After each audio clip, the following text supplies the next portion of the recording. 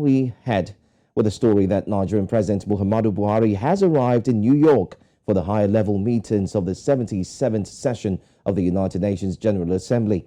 The theme for the 77th session, which opened on Tuesday, is a watershed movement, transformative solutions to interlocking challenges.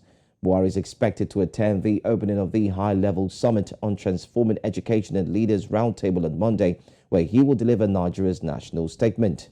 Well, joining me this very afternoon in the studios is public affairs analyst in Lagos, Nigeria, Barrister Jide Ologun. Thank you so much for being here. Thank you. You're welcome. All right. Now, on Tuesday, President Muhammadu Buhari is expected to attend the opening ceremony of the Ologun general debate. What are the issues the president intends to speak on? Obviously, we can predict what will engage the attention of our president, given the challenges we have in the country currently. And basically, insecurity is one, then followed by our low revenue, then the poverty rate in the nation. And of course, trying to come out of the impact of the COVID-19 pandemic.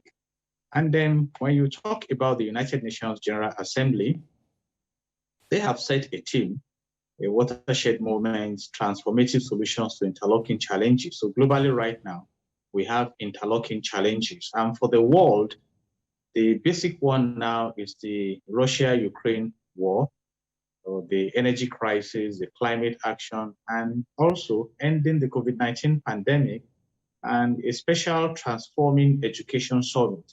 So all these are available. And when you look at the purpose of establishing the United Nations General Assembly as one of the 6 principal organs of the United Nations, it's to serve as the policy-making and representative organ of the United Nations, providing unique opportunities for multilateral discussions. And that is why the president will have the opportunity of rubbing minds with some great leaders across the world on how he can best attend to the challenges in his own country, because different countries have different challenges.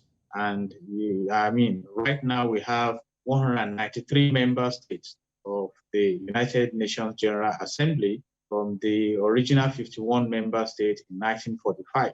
So we expect that the president will leverage on this global partnership opportunity and to try and find out how some countries have been able to solve some of the problems that are still holding us down as a nation. And the general push of the United Nations General Assembly is a universal push to transform our world. So we are part of the globe, and by now we should be adding value rather than seeking help all around.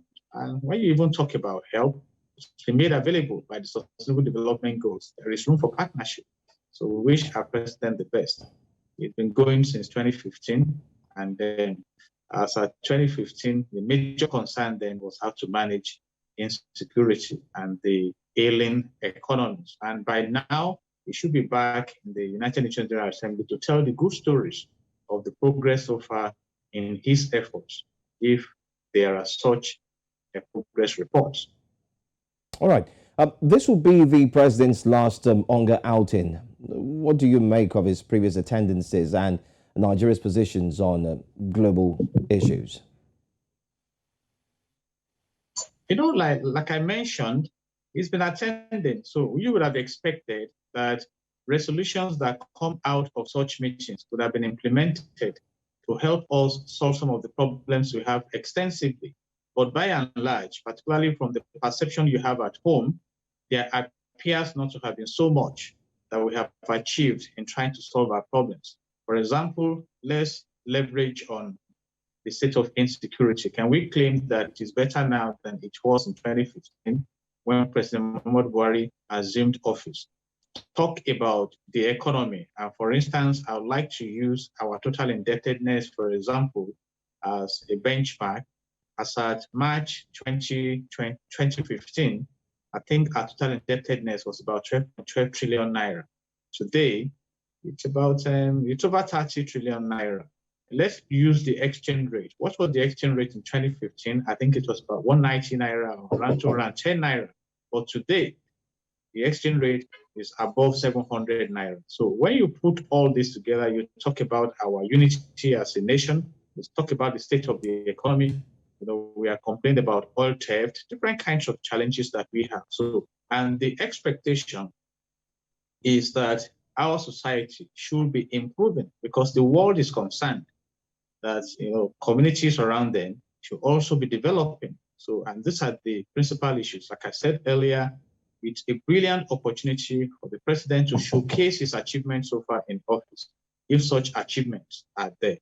And that will also help in attracting foreign direct investment into the nation, because he will also be meeting some investors to market the nation to them. And we all know that currently Nigeria holds a high potential in attracting investments, but we have the national environment, the economic environment to actually attract these investment opportunities and retain them. So these are the issues now. It's just like when you go for an exhibition, you go and exhibit your products and services in seeking patronage.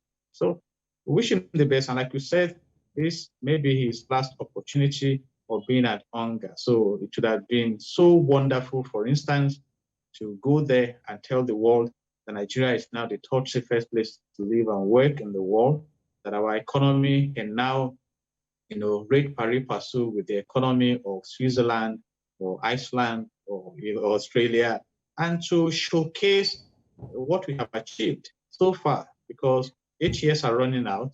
We have few months left of the 2 terms that he has been generously given by the citizens of Nigeria.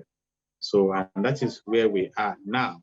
And whatever he has to present will go down in history. And people can always look back at history to find out how it was during his tenure.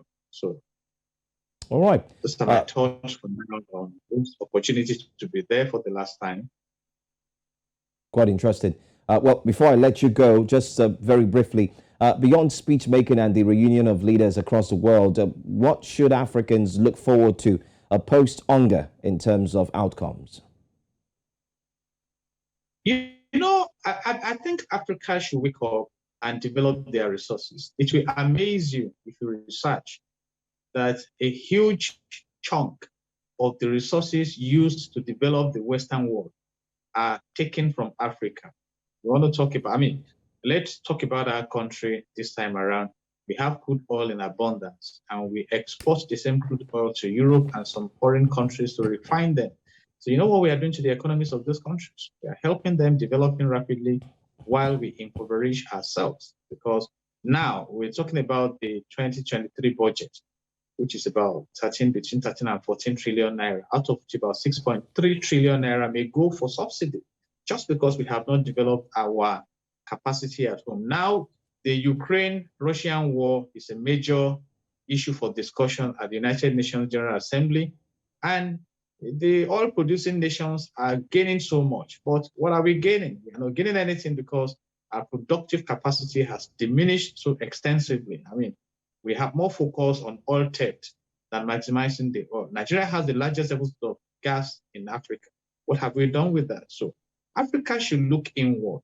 It's amazing that right now, even those who colonize us still have strong hold on us. We run our money to their countries to educate our children, to go for Medicare and things like that. So why don't you replicate this effectiveness back at home? And don't forget also that by the time our president comes back from this General Assembly, it will be time to celebrate the independence, political independence of Nigeria. And we're already over 60 years of age as a politically independent nation.